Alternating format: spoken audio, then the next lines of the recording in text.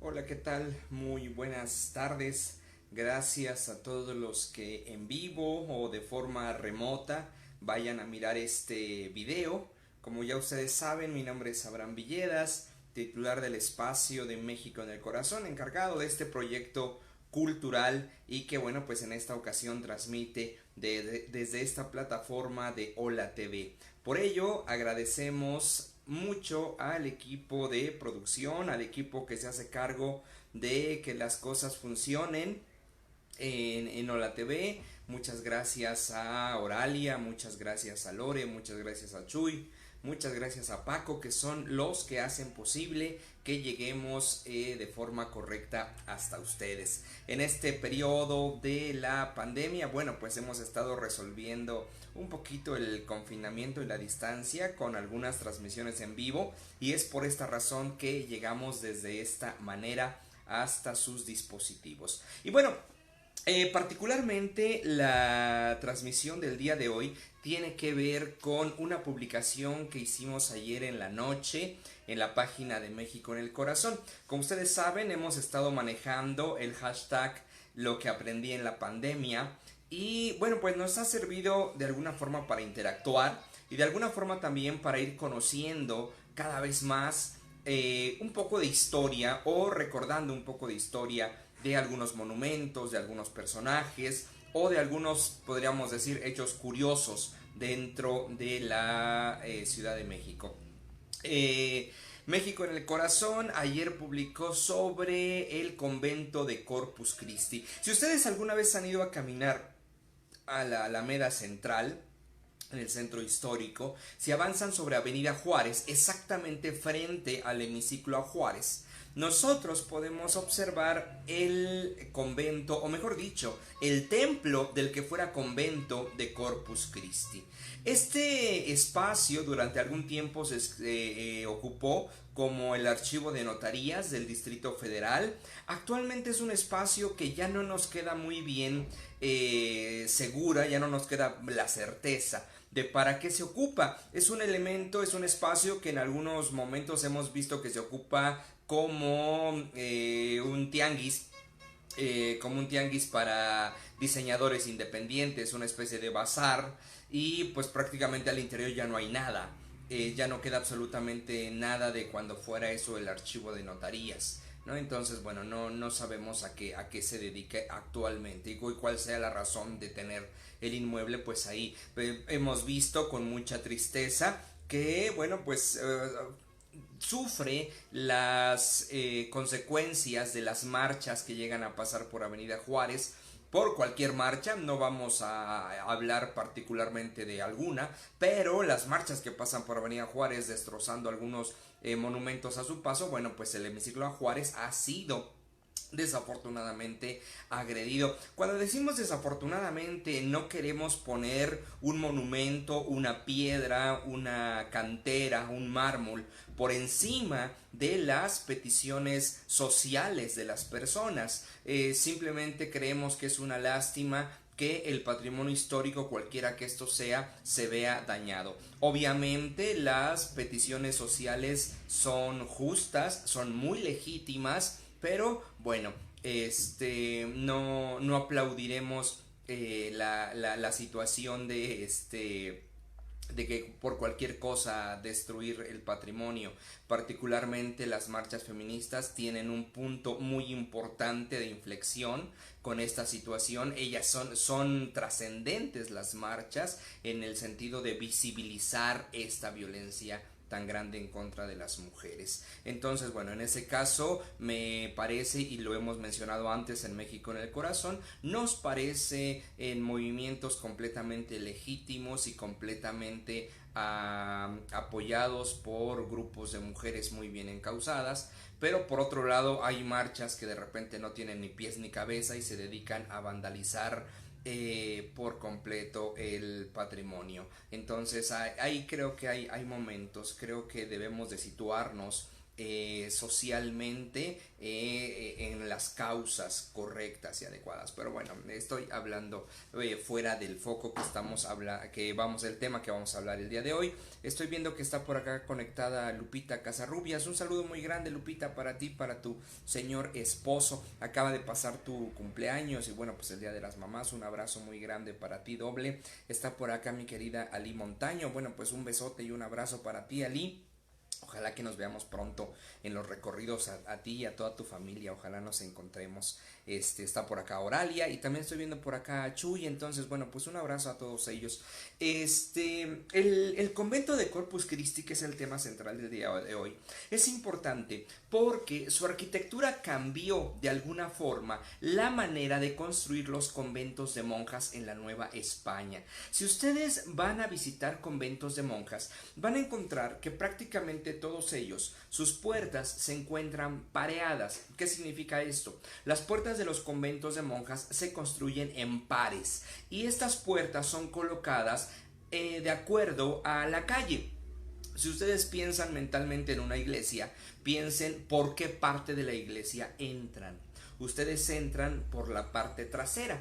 Diríamos que entrando a la iglesia, la mayoría de los casos, entrando al templo, de frente hacia ustedes, a lo lejos queda el altar.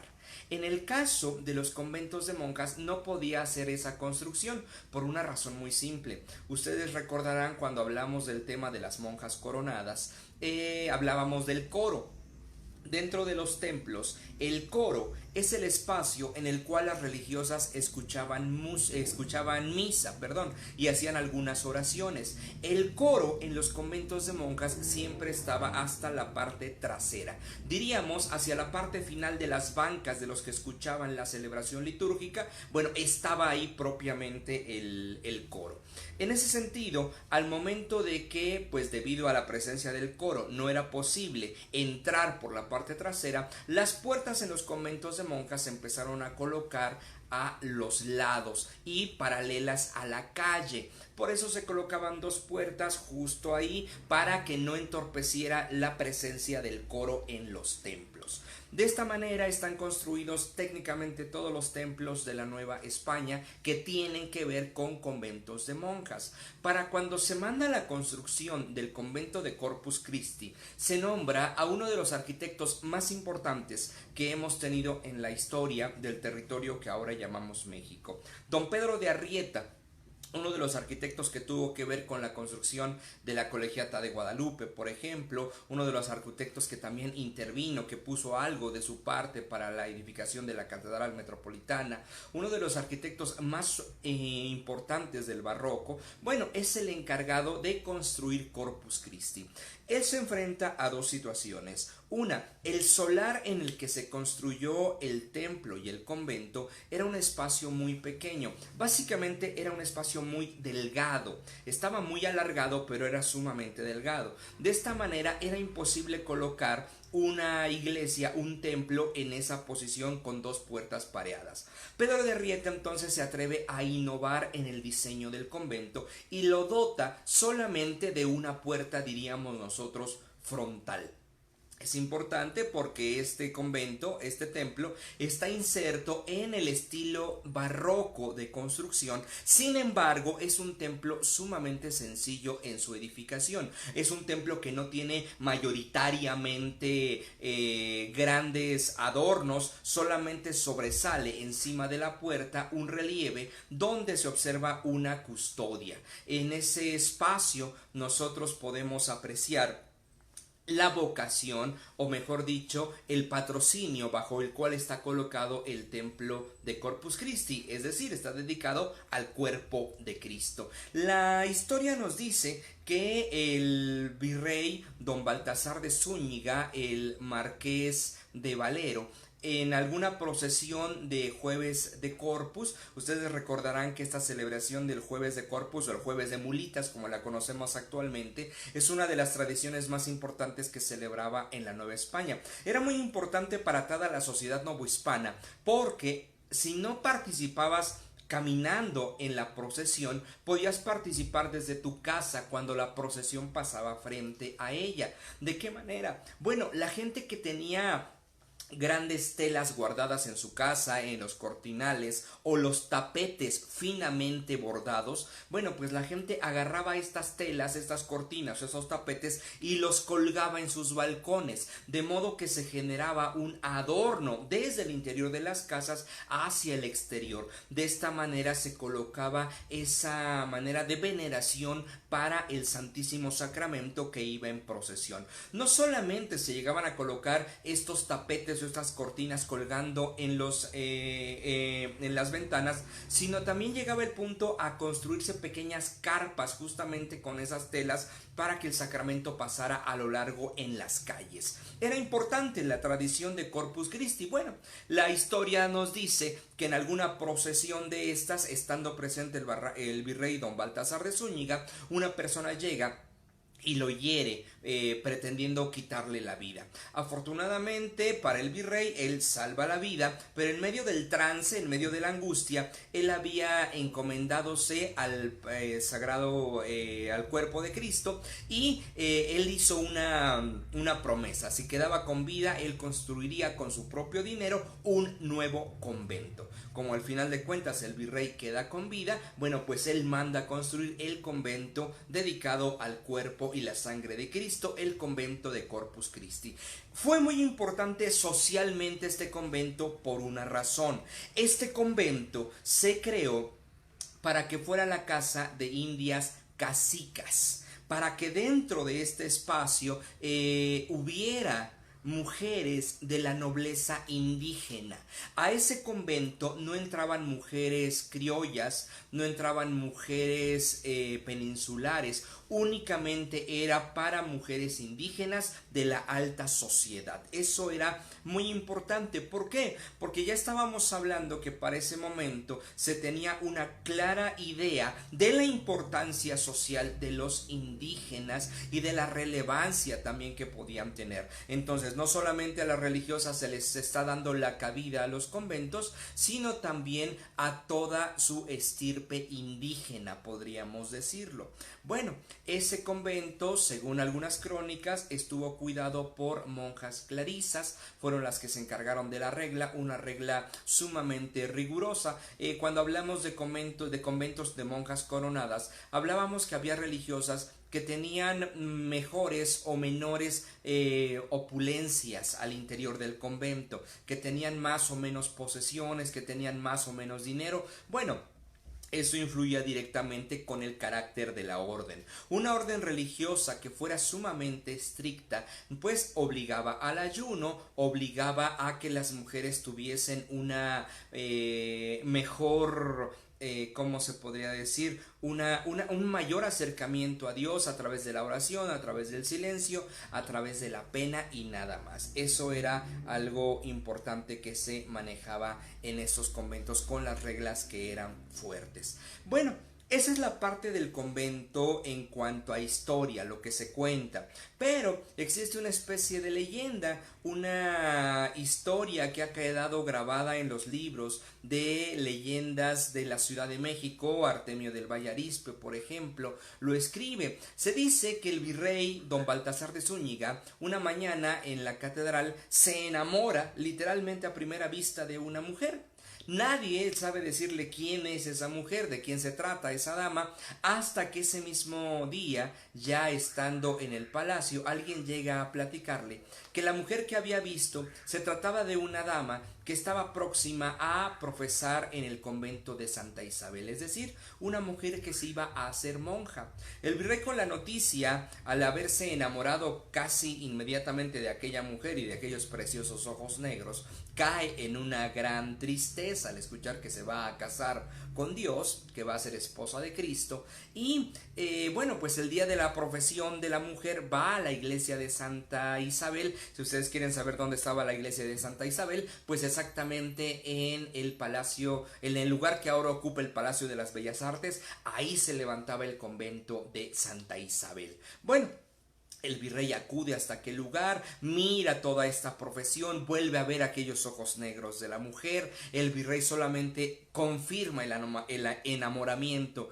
que tiene sobre aquella joven, y todas las tardes el virrey don Baltasar de Zúñiga, hay que decir que fue el único virrey que llegó bastante joven y soltero a ocupar el cargo, bueno, se iba todas las tardes al convento de Santa Isabel y de allá escuchaba los cantos de las mujeres y había aprendido a diferenciar el canto de su monja, de esta Constanza Telles. Bueno, esta mujer, esta Constanza Telles, estaba ahí cantando, ella también miraba al virrey, ella también podríamos decir que llegaba a sentir quizá alguna atracción, alguna curiosidad por la presencia continua del virrey. Al final de cuentas, el virrey, en un trance místico, según cuenta la leyenda, cree que es prudente fundar un nuevo convento, pero cree que es más prudente que ese nuevo convento que se funde sea dirigido por religiosas del convento de Santa Isabel. Una de ellas sería Constanza Telles. Así que el virrey, en ese arrebato místico, más de amor que místico, decide fundar el nuevo convento, contrata, ya dijimos, a Pedro de Arrieta, se va a crear este nuevo convento, y cuando se ha construido, rompen la clausura monjas del convento de Santa Isabel y van a Corpus Christi. Después de esa situación, el virrey empieza a ir todos los días a Corpus Christi, empieza a hacer más regalos, empieza a hacer más limosnas, empieza a dar más dádivas a este convento de Corpus Christi, hasta que finalmente pues tiene que irse de la Nueva España. Le piden que se tiene que ir a la España vieja, tiene que dejar el lugar. Él al final de cuentas abandona este lugar, se va a España. Allá muere poco tiempo después, pero deja escrito un testamento en el cual señala que su corazón fuera sacado de su cuerpo, fuera embalsamado y fuera traído al convento de Corpus Christi. Así se hizo. En una cajita de madera el corazón embalsamado fue traído al convento de Corpus Christi, y así aparentemente se quedó la leyenda. Se quedó la leyenda así hasta que, cuando se restauró el lugar, los restauradores, los arqueólogos de Lina, encontraron una cajita de madera y dentro había un pedazo de algo que parecía un carbón. Se le hicieron los estudios pertinentes y se supo que era un corazón que en vida había pertenecido a un hombre que no rebasaba los 50 años de edad y que había muerto más o menos en el siglo XVIII. Bueno, al final de cuentas aquel hallazgo corroboró la leyenda. Donde estuvo su tesoro, ahora descansa su corazón. Y todavía pues por ahí vemos como aquella promesa de amor, como aquella ilusión, el convento de Corpus Christi sobre Avenida Juárez. Sin duda, un convento que representó modificaciones sociales, que representó modificaciones arquitectónicas y que representó pues también un poco de amor, y que desafortunadamente, como decía al principio, pues muchas veces llega a ser lapidado al paso de algunas manifestaciones. Pero bueno, pues en fin, la única manera de proteger el patrimonio nacional es conociendo el patrimonio nacional. Si nosotros no conocemos lo que representan esas piedras formadas en un lugar, pues obviamente no nos va a interesar. Y bueno, de esa manera no solamente se apedrean monumentos, sino también se expropian grandes propiedades en centros históricos del país. Entonces es importante meternos al estudio de la historia, meternos al estudio de la sociedad mexicana,